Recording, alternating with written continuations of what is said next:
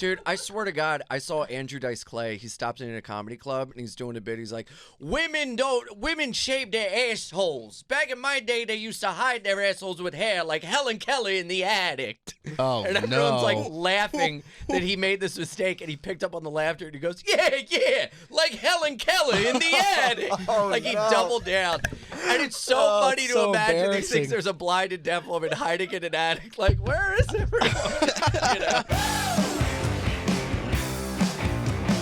What a great show today. We have Ian Fidance in studio, as we do every Thursday. That's right. Hi. Hi. Walking on sunshine. Uh-huh. Brendan Sagalow is also here. Hi. First time on the show. I'm having so much fun. There might be a second. We don't know. Ooh. Yeah, I think it's in Every your future. Thursday? Get him out of fucking here. Listen, I'm open to it. I'm open to anything at this point. Duster?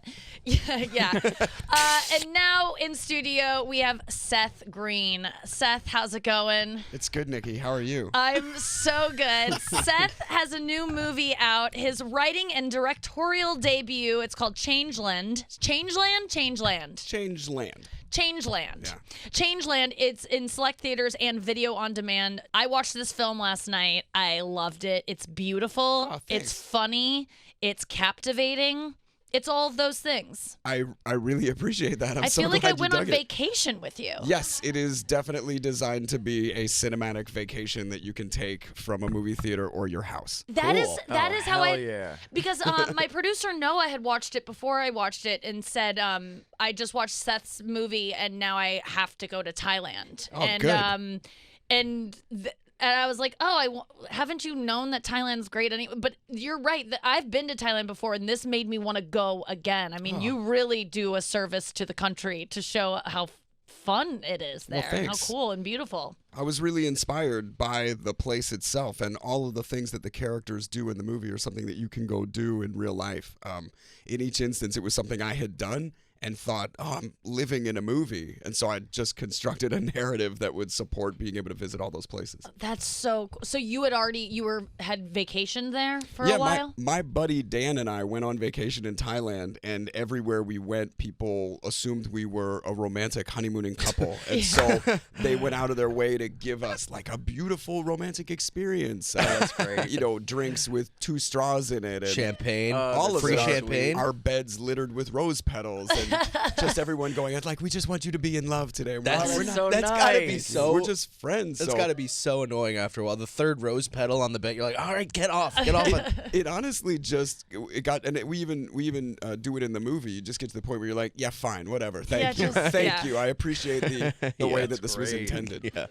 Yeah, so you decided to, while you were there, were you like, I'm going to come back here and shoot a film, or did it come after? No, it was while we were there. Everything that was happening was so cinematic. Just the backgrounds and the experience, the characters that we met, the night that we had. I was like, all of this actually feels like an incredible narrative for a movie. So I came up with all of the emotional disposition of it, right? Yeah. None of that was actually existed. I had just started dating the actress in the movie, Claire Grant. I had just started dating her when I went on this. Which one does she play? She plays Dory, the girl that Breckenmeyer winds up. Oh yeah, connecting with. she's great. Is she so. she's your girlfriend now? Yeah, we've been married that's almost great. 10 years actually. Wait, you're married? Yeah. She was awesome. I thought so too. That was oh why my I cast her in the God, role. I love that. in each one of these cases, I wrote the part for a particular actor and then was, grateful that they said yes. That's so cool. Okay, I didn't know that you had been married for 10 years. Even better. That's okay. So yeah, the casting in this is fantastic too. So you got to thanks. make a movie with your friends and family. Yeah. What a dream. Exactly. Yeah. That's Well, great. I got all of my first picks for all of the performers. Like as a director, all you hope is that you can cast people who are going to be organically believable in the roles and then really great at it. But because we're making this tiny independent movie on small islands and boats, you need people that are professional and really good at the job and going to give it to you in like 1 or 2 takes and not be concerned that there isn't a triple stack trailer for them to change their clothes in. Everybody had to be kind of cool about it. Yeah. So I felt like I'd made all the conditions as perfect as I could, but man, I was glad when it worked. Was this so fun to make? It was. looked like a really fun film to make. It was a lot of fun, and I think that you can see the years of familiarity and chemistry amongst all the performers. That's You awesome. definitely can. That's great. So this is the first film you've ever written? Yeah. How do you even go about doing that? I mean, did you just come home and just open your laptop at a Starbucks and start typing? I mean, what did you do? Not at a Starbucks, but pretty much. It took about Coffee bean. It took about exactly. It was at a Pete's.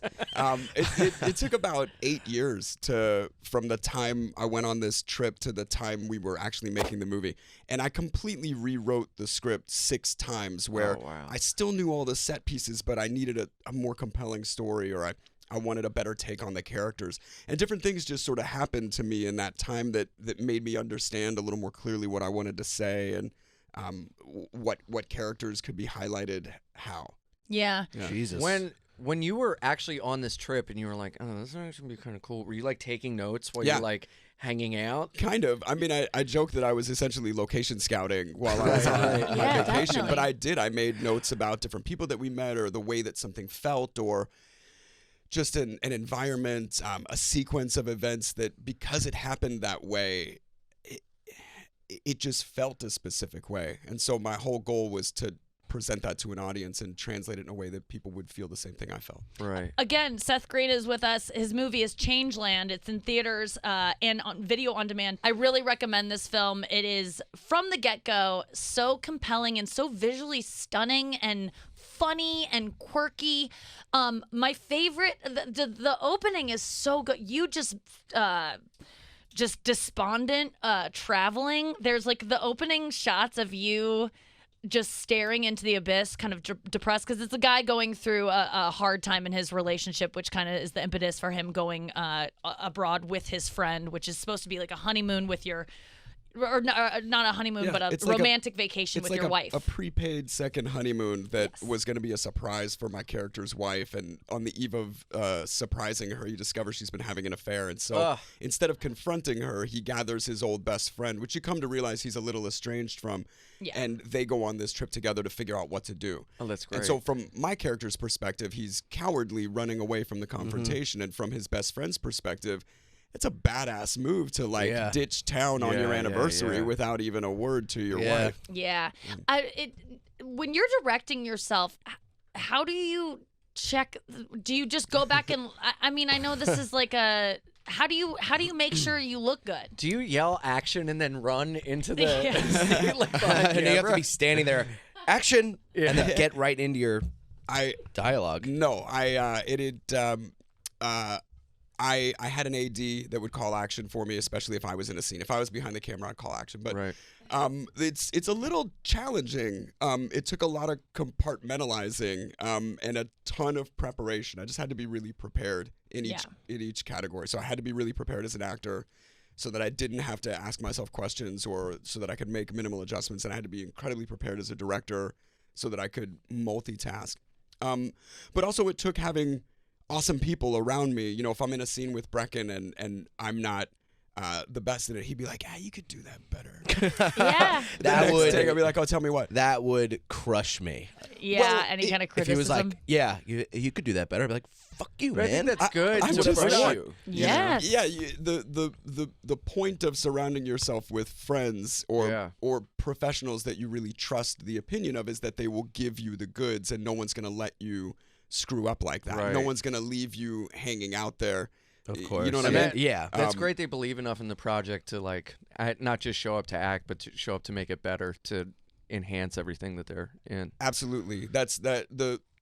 I really, it sounds smart after the fact, but I just stacked the deck in my favor to make it go well any way that I could. I knew there were people that I could depend on. That's great. I'm gonna go see it this weekend. My girlfriend loves you and quotes Robot Chicken to her whole family, and I'm gonna take her. She's gonna be so excited. It's so good, and it's a visually stunning movie, and the music is so good. The acting, the acting is you look at the cast, you know what you're gonna get. It's fantastic, and it's really funny, but it's just real. Like the conversations, I feel like it didn't feel too scripted. You did a really great job for your debut as a director and and writer. I mean, this is going to lead to many more opportunities for you in those fields. Do you feel like that's something you want to keep on doing? I love making stuff and making movies is something that I've done my whole life. So it feels a little like cheating because I've gotten to work on so many films with so many people. And so before I ever attempted to do it myself, I felt like I'd gone to several college courses about how to do it right or how to do it wrong.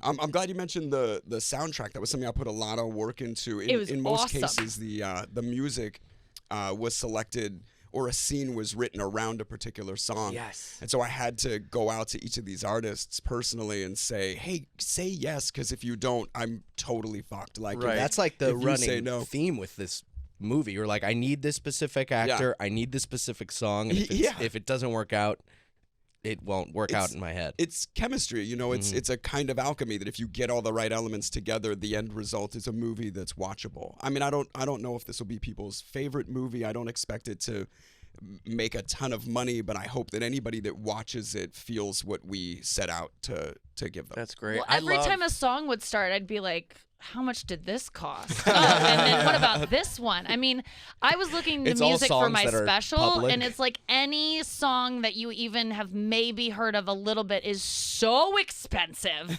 But you have so many great tracks from so many great artists. Like this soundtrack is there going to be a soundtrack to this movie? Yeah, there's a playlist on Spotify now, and I'm putting a vinyl together because Patrick Stump, who's the lead singer of Fall Out Boy, he wrote all of our composition and even did like orchestral score for the movie, and it's beautiful, all his work. And then we got all this licensed music from Otis Redding to the XX. Yes. No shit. I want to put them on a vinyl that people can. Dude, that's amazing. Music makes a movie. Of. That is so awesome. You can find Totally you can find the Spotify playlist by searching Changeland on Spotify. Yeah. Okay, I'm definitely going to add that to my doesn't, because it was great. Thank you. I think that list is just missing the Coldplay. And there's like one other song that's not on the Spotify list. There was a Lorde song you had in there that I was like, God, that's a good pick. I mean, cool. it all just it was like a series of music videos with these amazing. I really loved it. And how long were you over there shooting?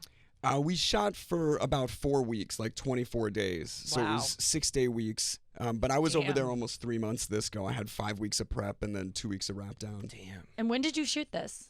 It was in the end of summer of 17. Okay. Yeah. Wow.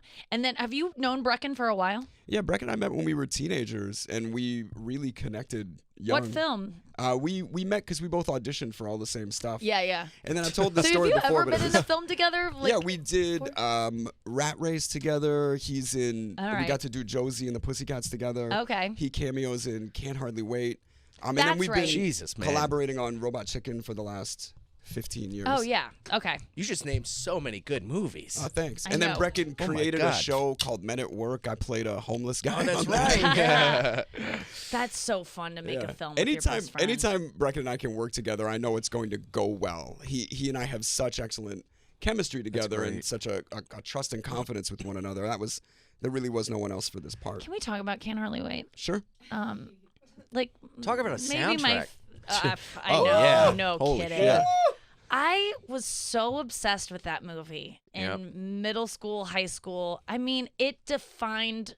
It was Clueless and that movie are my two favorite movies to this day. I mean, Brecken's in that too. I know. Yeah. I can't get over. And your That role, seems to be the through line in all the things you like. it's is you and You've got Brecken. a crush on I Brecken. have a Brecken thing. You're a Brecken baby. I saw him at a restaurant once, and it was very exciting for me. Yeah, he eats out a lot. Nice. I'm glad it checks out. That's why she likes him. Yeah. That guy's always at restaurants. That's a classy guy. He doesn't have some crumpled up takeout bag on the corner of the sofa. That guy's sitting in a proper chair. I knew it. Some paid professional is handing him food. When you did Can't Hardly Wait, how old were you when you did that role? I mean, you were supposed to play a high schooler. Yeah, You I was were probably in- 22. I think Yeah. I was 22 or 23. Yeah. That was 98, I think. Yeah, 90, 90 end of 97 when we 97. filmed it. Yeah. Yeah. Was it a party filming it? Did it feel like It was. We were that on set. We were filming in a set that was the entire interior of a house, and so you could move from room to room, but it was on a soundstage. And not all of the kids shot on the same days. There were only a couple of days when the whole cast was in a scene together. So we were passing each other, and I joked that Love Hewitt and I were like the characters in Lady Hawk, only passing in the nighttime. That 1 hour of twilight. Because we never had any scenes together. But it was an awesome time. The only thing is, making a movie takes a long time. And so extras kept falling asleep on set. Because you'd have like an hour in between lighting setups, and everyone just had to stay on set. So anytime an extra would fall asleep on set, we would take Polaroids like hanging out around their prone body. And a couple times we started taping caution tape over them, or like binding them to whatever chair or sofa they were in, and then like yelling real loud, "We need you on set! We need you on set!" And they'd try and like struggle against just stupid pranks. Oh man, that movie, I remember looking at the extras in the background. Like I feel like those extras, you got to know them if you watched the movie. Were there any extras that were like, I fucking hate being on this movie set. They keep putting caution tape on me. I'm here for 8 hours. I don't know. I think people felt like they had been acknowledged. If they fell asleep and then got taped to their chair, they were like, "Oh, they like us." Finally. And there was a lot of like couch sitting Does this around mean I'm on sad? that. You could at least as an extra be on a couch and like be in a like house. A waiver? You're like sitting on a counter. counter. But then you had to. A lot of your scenes in that movie were in a bathroom. It's true. So that was you and Lauren Ambrose just hooking up in a bathroom. Yeah. I mean, that was such a good storyline of you being this guy who's trying to be something he's not. She's this girl that doesn't fit in. You end up falling in love by the end of it and having sex for the first time. And you're projecting like you're this like Lothario who's had so much sex. Yes, like all the condoms and being like, I'm gonna fuck, and then it's like, I've never touched a woman. Like that was So my life. good. Yeah. I love those kinds of characters, that are complicated and deeply human, no matter what it is that they're projecting. Deep down, all people are the same. Oh so yeah, completely. I love being able to find that element to any character. Now, did that character come out? Did they ask you to behave that way, to talk that way? Yeah, the character was written as a guy who it's like Michael Rappaport in Zebrahead. It's literally this guy, and it was such a product of that time where all these young white kids desperately wanted a new Jan Brady persona, and they kind of reinvented themselves as Busta Rhymes. Oh yeah, right. that was me. It never felt exactly true. It always felt like a little bit of a put on, no matter how authentically you projected it, just because of your circumstance. That was not a time when anyone was going to be like, "Oh yeah, you should have a rap career." Dude, I used to say, "You know what I'm saying?" After, like, it wasn't natural. I'd be like, "Okay, now I have to say, you know what I'm saying?" Character. Yeah, I was. He dyed his hair blonde and would rap in his garage. Oh yeah, and I'd talk. I'd be follow your dream. Like, oh man, math sucks. You know what I'm saying? Like, I would talk like that, and I'm like, you gotta throw the, you know what I'm saying, in math class. You're saying it too much. Start to hold it back. I would wear do-rags. Yeah, with like a hat on. Yeah, I made some pretty aggressive fashion choices in my youth. Oh yeah, Jinkos were a big part of my life.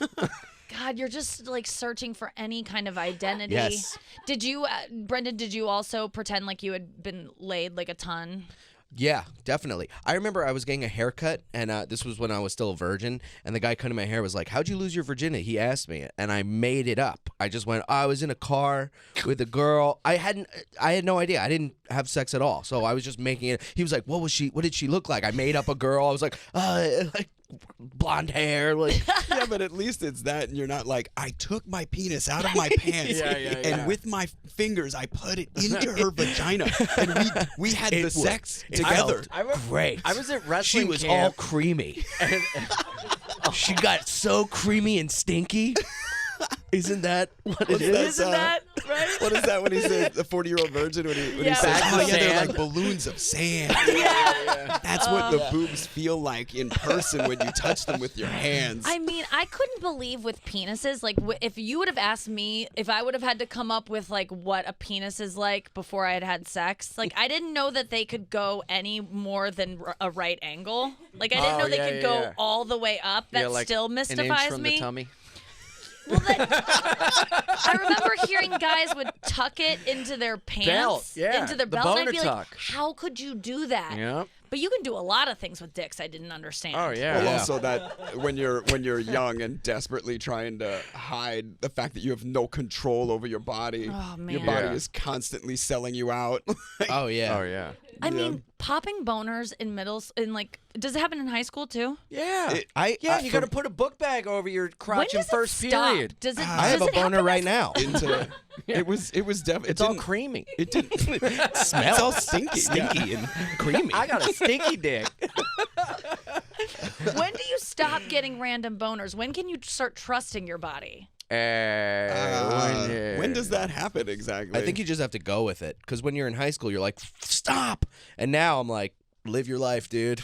Fucking get a but boner. now do I you pray get for random random boners boners. now, Brendan? Sometimes. Like in public? Not as many Oh, as. that's a NRB. No reason boner.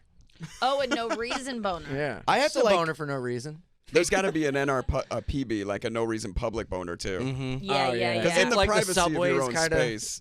Yeah, If I'm in the wearing shake- like sweatpants or like mesh shorts or something and I walk out, I'll think like, I hope I don't get a boner, and then my brain will go, "What gives you a boner?" "Oh, boobs and blah blah," and then I'll Then start, you'll start getting a boner. Yeah. God, yeah. I guess it's the same as if you get like aroused as a woman. Like sometimes you get wet during Yeah. the day. I Like a guess. bride when in you a see sometimes it. it You has start nothing to thinking do with anything. Sometimes Yeah. it's just Sometimes you have a general yeast infection. friction, you know? I'm just kidding. Is that wet? No, but it is true. Like sometimes if we had to, if we had boner, like that would be really hard to deal with. If we get wet, we're just like, oh, I guess I'm wet. And then you go pee later on and you wipe and you're like, whoa, who was I thinking about before? It's a little slicker down there. You know what I mean? Yeah, but also if you get in a boner in public, you got to like really be aware of the public company you're keeping. Yeah. You I mean, know? it's. If you're like horrifying. a softball game That's or that belt something, tuck. you're like, That's yeah, where the belt yeah, tuck yeah. comes in handy. Yeah. Always wear a belt. That's what I've learned. That's the theme. Always wear a belt. Then what if it pokes out the top? You know, most people are not looking, and so Yeah. you can And just you're not by- wearing a crop top, I guess. Yeah, That's yeah, it. yeah, Like, yeah. so just by being you're sort calm, of- you can usually conceal it. Yeah. Oh, God. Yeah. I just noticed your Radio 8-Ball shirt. Do you know Andras? Yeah. That's so cool. Yeah, We our- made a movie together called The Attic Expeditions. No way. Yeah, when I was wow. like 21. I don't know if anyone's ever seen that. Oh, that's awesome. He's Yeah, great in our it. friend Anya Marina did a web series, and he had us on for it, and then made us these T-shirts for it. My name's on it. I should cover it up. That's so fun. But yeah, I love this T-shirt. It's so great. cool. Yeah, awesome. it is Yeah. cool. Mm-hmm. Andras is awesome. Okay, Agreed. we've got 4 minutes left. What do I want to get to? Seth, you started acting at what age? 7.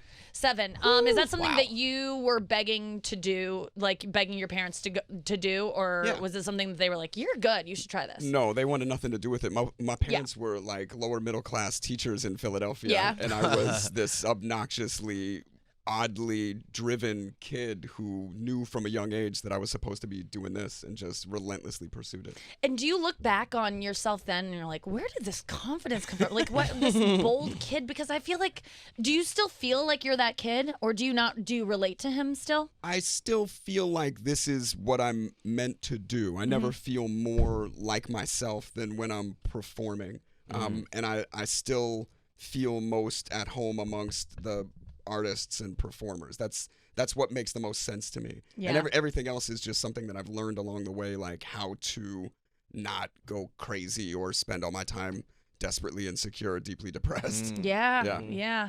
I really like how eclectic your choices for performing and have always been. I mean, you've been in so many different things.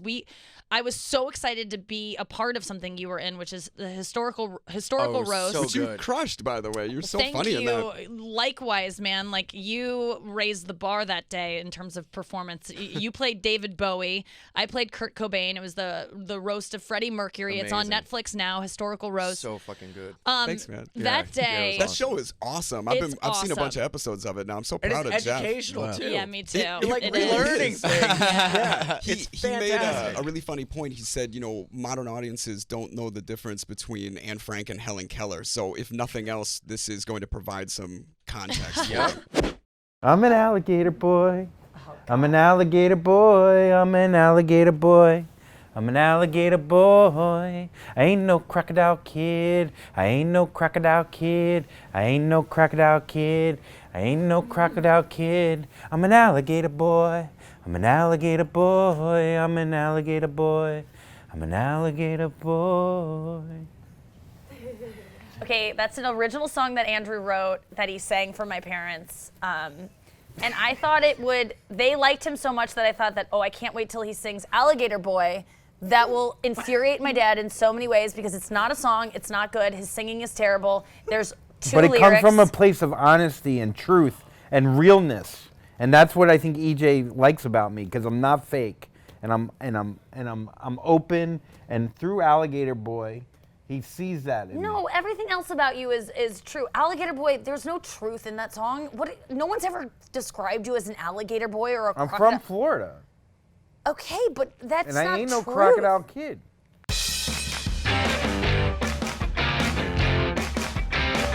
So generally, my dad hates bad singers. Okay. Cannot tolerate them when, especially someone who thinks they might be good, which you think you're good and you're not. I don't think I'm really good. Well, I think that you. I give my all. We did karaoke. Okay, when you do karaoke, you give your all. You don't have any kind of embarrassment about how bad you are. Okay. And usually when there's someone that's a bad singer that has a lot of Gravitas. confidence, Yeah. confitas, Yeah. to combine both of what we were saying. Yeah. Go on. He usually generally gets really irritated by them and can't stand that they don't know that they're bad singers. I don't like any of this. What? It looks like you're just trying to hold Be in a Jiminy poop. Glick, kind of. Oh yeah, You know, Jiminy Glick would always go, So tell me what you want. So tell me what's going on. So tell me what We you want. can't do an impression of an obscure show that no one remembers. yeah. Okay. So the singing, but your mom said something to me. She goes, she didn't really want me to do another song. Your mother My mom was a little hammered, Yeah. got a little loose. A little hammered is not the way people describe it. Lilyhammer is where the Olympics were, but a little hammered. You're either hammered or you're just you're a Yes. little drunk or you're hammered. Yeah. So which one was she? I don't think she was hammered. I think No, she wasn't. yeah. I mean, I'm sure you've seen her Yeah. more loose. Yeah. Yeah. Yeah. You saw my mom drunk for the first time ever, I think. Yeah. Yeah. And the next day you were like, your mom was drunk, and I was like, oh, that was nothing. Yeah, I could see that. Cool mom. Cool mom. But no, but my mom she told you not to sing anymore because Yeah. you are not good. I know, but if you're doing karaoke, first of all, there's 5 of us in a room. No one likes doing karaoke where it feels like the other 4 people are being judgmental of their karaoke singing. Karaoke is all about bad singing. I agree. It's not about going in and being the best and on key. And it's like, okay, you know what? Take that on key bullshit. It's like, first of all, you all don't even sing that great. No, we're not. I'm a terrible singer, and that's why that's why as a kid, my dad's judgment based on if you're not good. But you could be if you were. Okay, you have a voice. Yes, but I hate. No. No. You really do have a good. If you trained your voice. If I trained my voice, I would be good. If I also have musical ability, guitar wise, I could play an instrument. But because my dad can't tolerate any kind of bad, he didn't let you get to even past the first stage. yeah, if you make a flaw, he's just like, why'd you do it like that? And then I would just give up, and I go, well, then I don't want to learn this at all. So, and all he's ever wanted me to do is sing and play guitar with him. But because he's been so judgmental, when I try to do those things and I fail, because you have to fail when you first start to try, I never got good at any of it. So he holds this over my head my whole life of you never play guitar with me, you never sing with me. And I'm like, because you are so mean about it. But that's why I was so angry when after you sang terribly, my dad was just like, it was really fun. I'm like, so you weren't annoyed with Andrew's Like the fact that he sings everything. Yeah, but this is why. This is what I think it is. You're always singing one lyric ahead so you can prove to everyone that you know the lyric, which we know you know it because it's on the screen. Everyone knows it. So you're always singing one lyric ahead and you're off key and you're loud. It's like everything that my dad generally hates, it was happening in that room and he still liked you and it annoyed me. Remember I asked for your hand in marriage? Yes. It was so like mean to do to me because no one will ever do that to me. And the one time I get it is a joke from Andrew In front of our Collin, parents. In front of my parents. I go, Nikki. Don't you do it again. Don't do this. Just hold my hand. Just hold my hand. No. Please be my boss forever. Please employ me till October. Till July. September. September. 17th. 17th. That's when I get to bring out a new opener? Oh, not 2028. That's too far. I'm not going to. 27. Your hands are cold. 2026. 25. 2024. Just give me a fucking job. I can give you till the end of the summer this summer. I'll take But it. then you're on your own. Start a podcast. Get your own fans. She said no. You just saw a clip from You Up with Nikki Glaser. Check here every Tuesday for a new clip from my radio show, You Up with Nikki Glaser. From our radio show, with You Up with Andrew and Nikki. Never. Andrew Collins' radio show, who happens to have Nikki on sometime. Okay, we all know that's not true. Thank you so much for watching that clip that you just watched. Did you enjoy it? I hope you did. If you did, thumbs up it. Why don't you subscribe? Why don't you just keep watching more videos? Let them play. Share with your friends. Go share on your Instagram story. Go just have a great day.